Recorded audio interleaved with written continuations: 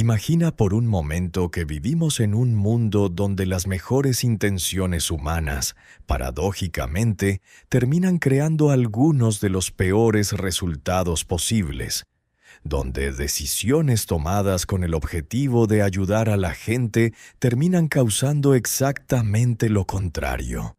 Suena como el argumento de una película distópica, pero en realidad es algo que ocurre constantemente en la economía real. Durante las últimas semanas me sumergí en un libro enorme de más de 700 páginas, escrito por uno de los economistas más influyentes de las últimas décadas, Thomas Sowell. El libro se llama Economía Básica, y lo que encontré dentro no fueron ecuaciones complicadas ni teorías abstractas reservadas para expertos. Lo que encontré fue algo mucho más importante, una explicación clara y directa de cómo funciona realmente el mundo. La economía tiene fama de ser complicada, llena de números, gráficos y lenguaje técnico, pero en realidad, en su esencia, es sorprendentemente simple. El verdadero problema es que la mayoría de las personas nunca aprende las reglas básicas del juego económico. Y cuando no entiendes esas reglas, es muy fácil creer en soluciones que suenan bien, pero que no funcionan en la práctica. Al final de este video vas a entender varias cosas que probablemente cambiarán tu forma de ver el dinero, la política y la sociedad. Vas a entender por qué subir impuestos a los ricos muchas veces termina perjudicando a los pobres. Y vas a entender por qué intentar hacer que el alquiler sea más barato puede provocar una escasez enorme de viviendas. Y vas a entender por qué cuando los gobiernos intentan hacer que la comida sea más barata, muchas veces lo único que consiguen es que desaparezca.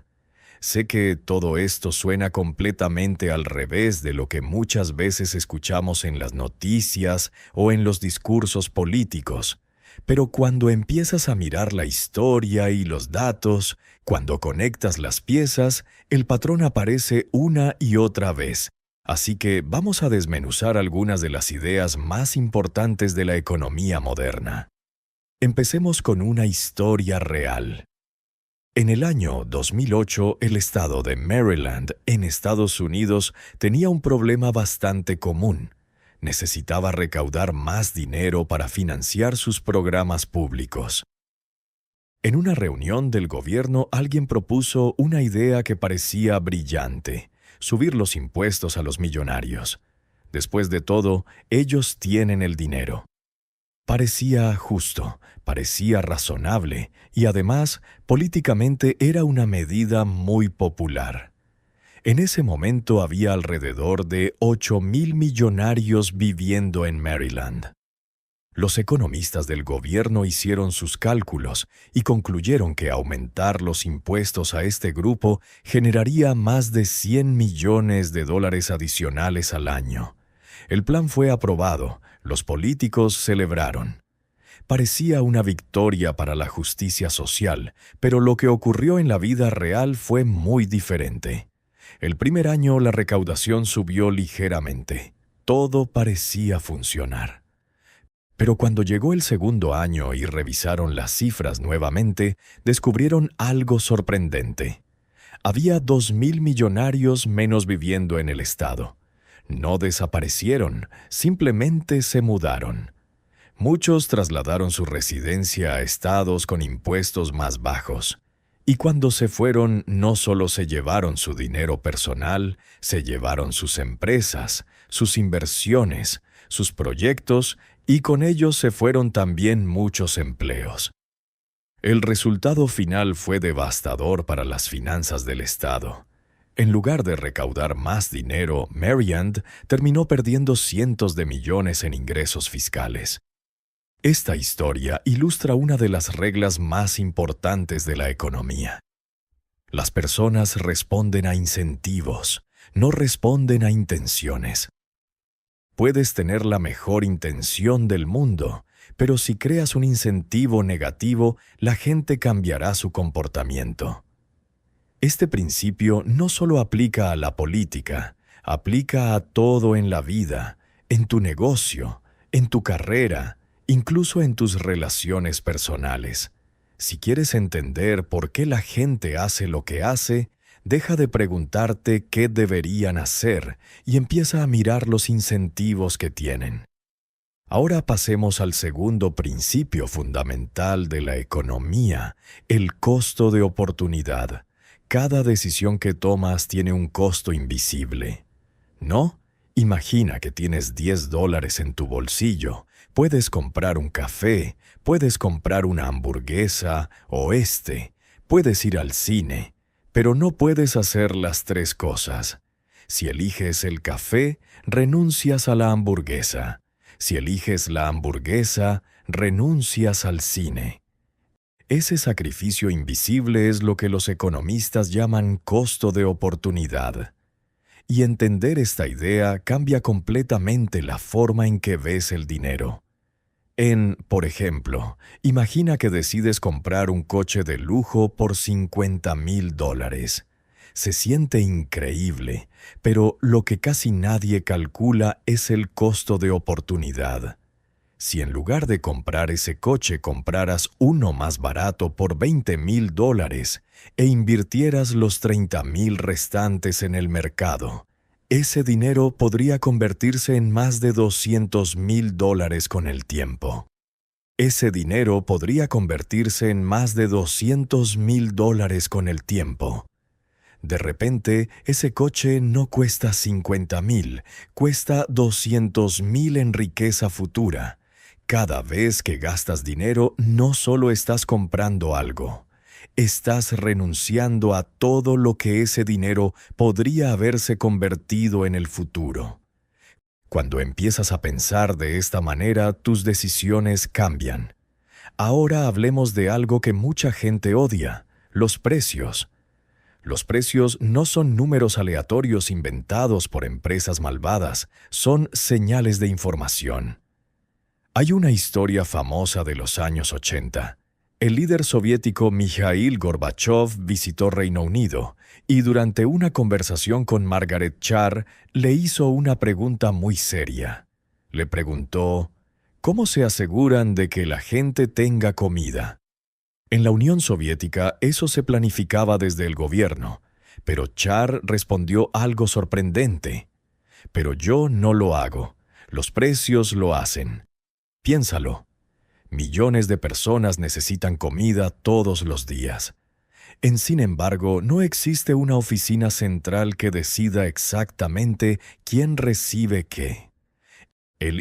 Aún así, cada día llegan alimentos de todo el mundo. El café llega de Brasil, el pescado llega de Noruega, la carne llega de distintos países. Nadie está coordinando todo eso manualmente. Los precios transmiten la información. Cuando algo escasea, el precio sube. Eso envía una señal a los productores para fabricar más. Cuando hay demasiado, el precio baja y la producción se reduce. Es un sistema descentralizado, increíblemente eficiente. Ahora llegamos a uno de los temas más polémicos de la economía: los controles de precios. A lo largo de la historia, muchos gobiernos han intentado controlar precios para ayudar a la población, pero casi siempre ocurre el mismo resultado: escasez. Un ejemplo clásico es el control de alquileres en ciudades como Nueva York. La idea era simple: limitar cuánto podían cobrar los propietarios para que la vivienda fuera más accesible. Pero cuando el precio se fija artificialmente bajo, ocurre algo predecible. Más personas quieren alquilar, pero al mismo tiempo menos propietarios quieren construir o mantener viviendas. La demanda sube, la oferta baja y el resultado es escasez. La misma lógica ha ocurrido muchas veces con alimentos. Cuando los gobiernos fijan precios demasiado bajos, los productores dejan de vender porque pierden dinero y si no venden, los productos desaparecen del mercado. Otra idea importante es entender el papel de las ganancias y las pérdidas. Las ganancias no son simplemente dinero acumulado, son una señal. Le dicen a los empresarios que están creando algo que la gente valora. Las pérdidas dicen lo contrario. Indican que se están utilizando recursos en algo que la sociedad no necesita tanto. Cuando una empresa quiebra, sus recursos no desaparecen. Los trabajadores, el capital y la tecnología se trasladan a otras empresas que producen cosas más útiles. Ese proceso es lo que permite que la economía evolucione. Ahora pensemos en tu salario. Tu salario también es un precio. Puede y funciona bajo la misma lógica que cualquier otro precio. No depende únicamente de cuánto esfuerzo hagas. Depende de cuánto valor generes. Si tu trabajo genera mucho valor para una empresa, esa empresa puede pagarte más. Por eso, las habilidades raras o especializadas suelen recibir mejores salarios no porque esas personas trabajen más duro, sino porque su trabajo produce más valor económico. Y finalmente llegamos a una de las ideas más malentendidas de todas, el comercio. El comercio.